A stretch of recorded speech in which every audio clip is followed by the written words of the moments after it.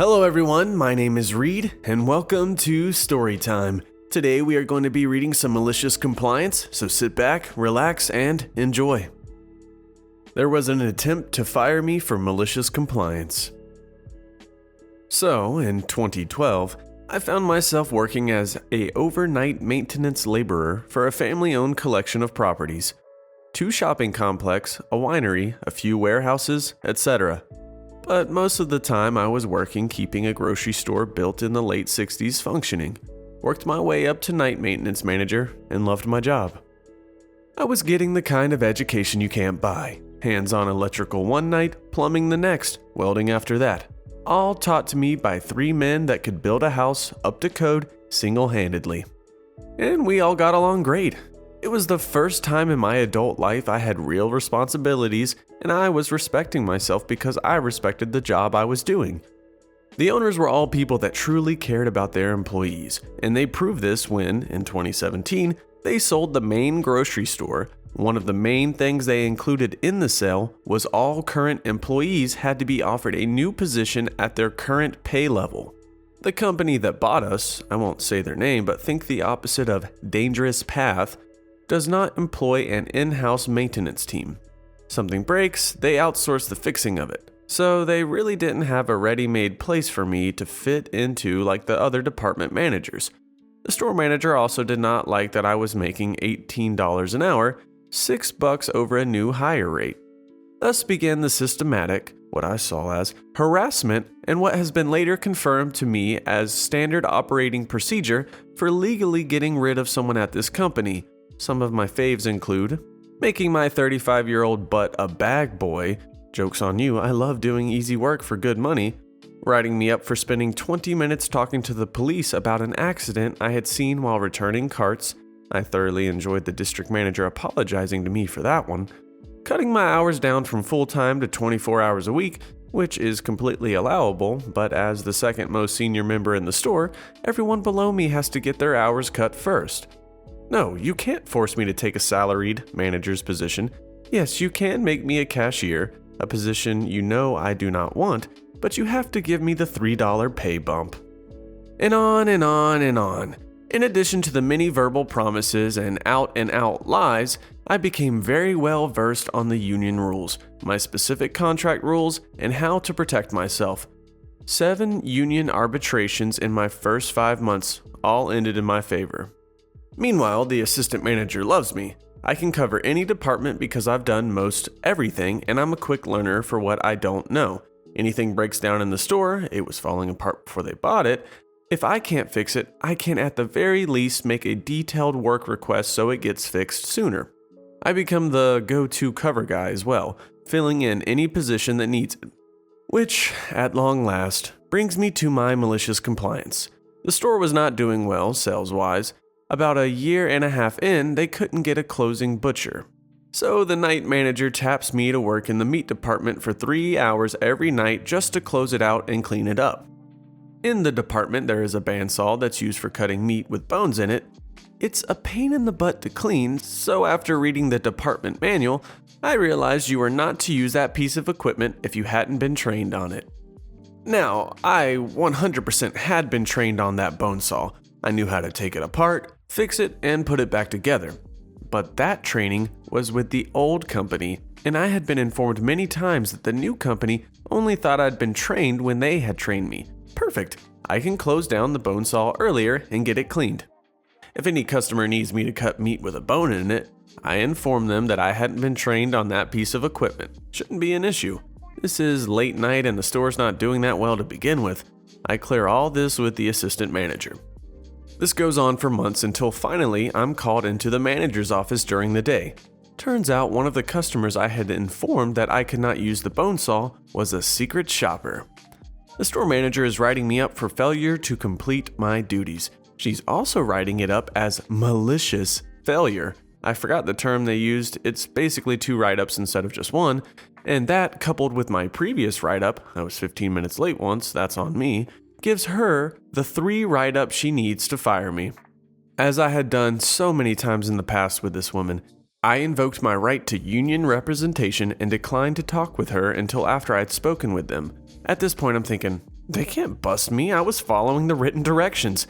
But oh no, it got so much sweeter and so much worse.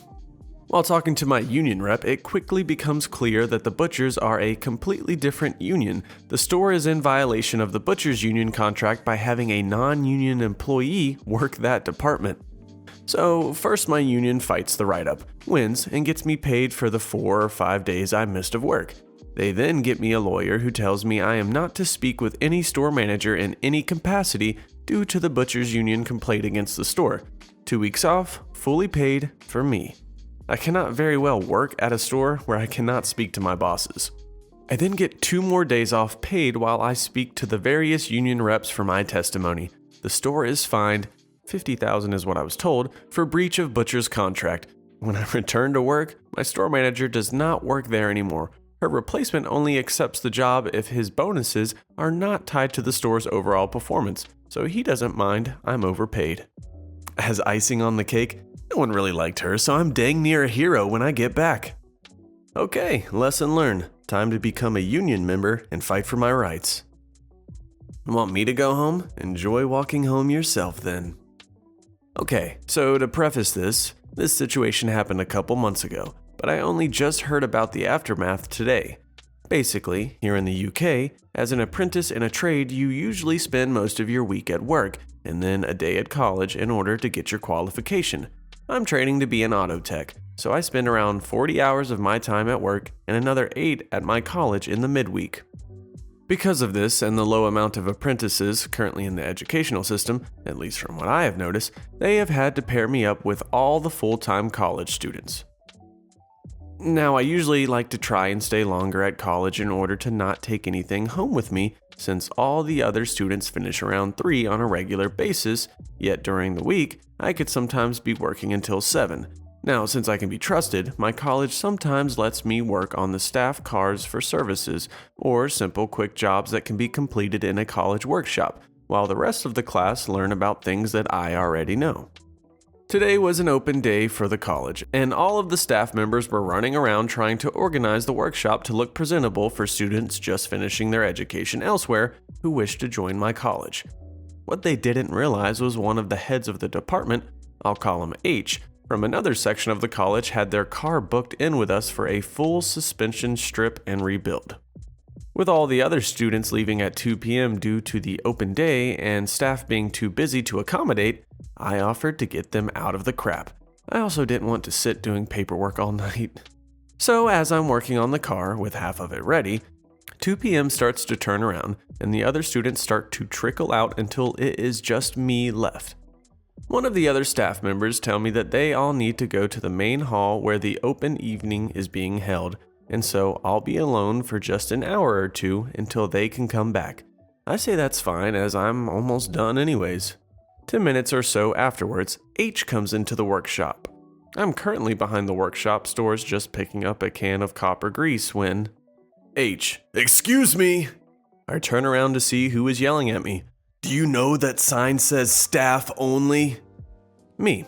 Yes, sir, I'm aware of this, but don't say but anything to me. Get out of there now, or else I will contact the head of the automotive department, which is fine by me, to come down and see for himself. Me. Okay, sir, however, I'm just in the middle of a job right now. I just need to grab this grease and then take all the tools away again after. You shouldn't be working after 2 p.m. today. The college is closed to students. Do you always break the rules like this? Me, now sick of being called a rule breaker when I'm actively trying to help someone out. No, sir, I'll pack these tools away and get changed. Okay, good. Then I'll let you leave and your department head will hear nothing about this. So, off I go, over to his car. I leave one entire side stripped and on the workbench. Collect all the tools, clean them, and put them away. I gather my own things and bag and take his key from out of the barrel. All ready now, sir. I apologize for any rudeness on my behavior. I then hand him the key. If you could do me a favor, sir, the head of mathematics is coming later to collect his car. This is the key. The car is on ramp 7. If you want me to explain to him why the car is incomplete, I'm happy to discuss it after the college returns from summer holidays. I'm afraid that I must go to work myself now, though. And with that, I walked out of the door. 6 weeks passed, the usual summer break time for UK schools and colleges, and everyone returned to college. What apparently happened after that was the head of maths turned out to be H, who came down to collect his car. This was unknown to me at the time, however I couldn't help but just laugh when my own head of department told me of his reaction. Apparently, he came into the hall fuming and dragged one of the auto lecturers aside to talk to them about what had happened. The lecturer said that there should be a student, me, working on his car until completion, as I don't have to conform to the finishing times. When H told my lecturer what had happened, my lecturer just laughed. Most of our staff are ex-tradesmen themselves and understand what it's like to deal with crappy customers, and said he would be down to finish the work I left once the open evening had finished.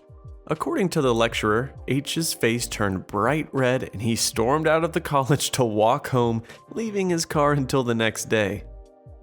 Oh man, I wish I could have been there to see H's face.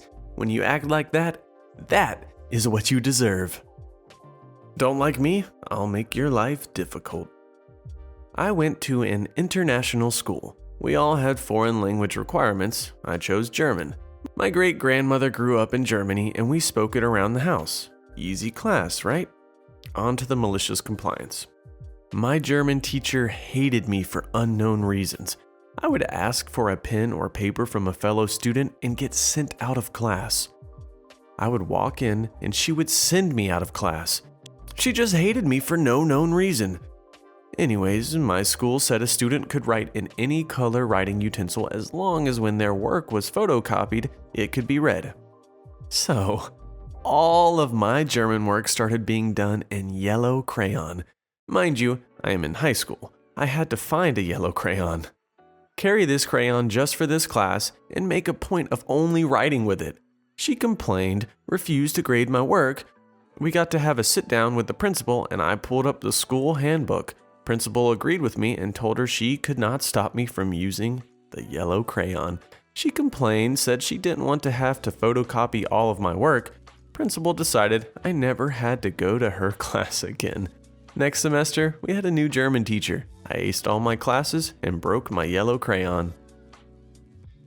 I guess the German teacher could have avoided all this but wanted to play the hard game, and OP played back just a little bit harder. 2 compliance tales of the malicious variety.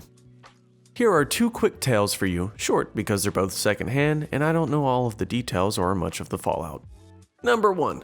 My brother was an apprentice at an engineering firm. New apprentices often have pranks pulled on them. For example, requests to go and find some non-existent things like elbow grease and headlight fluid. Anyway, one of the apprentices younger than my brother was told by another apprentice to go to the hardware store for a long wait, hoping to get rid of him for a while. So, off the apprentice goes with a tape measure, and several hours later returns with a heavy object and a receipt for the longest wait he could find. I haven't heard of any other pranks being pulled on him after that. Number 2. This is a much older one from my grandfather, who has been retired for over a decade now. My grandfather worked for a while in the tool shop at a major international aerospace engineering firm. He has many tales from there, but I haven't heard any other of the malicious compliance variety. Anyway, one of the foremen there was a bit of a butt, and was unpopular with many of the workers under him. He would also disappear for several hours every day, so whenever he did, my grandfather's colleagues would take the chair from the foreman's office and shave about a centimeter from the legs each day. When the foreman eventually realized his chair was getting shorter and shorter, he mandated that new legs be welded onto his chair. So they did. The next time the foreman went into his office, he discovered his chair was now nearly 2 meters tall because he never specified how long the legs should have been. He was ticked, but couldn't do anything about it. Man, both of these stories from OP, brother as an engineer and grandfather as an engineer. Now that is one smart family. And you can tell that from these awesome malicious compliance stories. Alright, that's all the stories we have for today. If you liked what you heard, make sure to subscribe for more content like this daily. I hope you all have the most amazing day. Goodbye.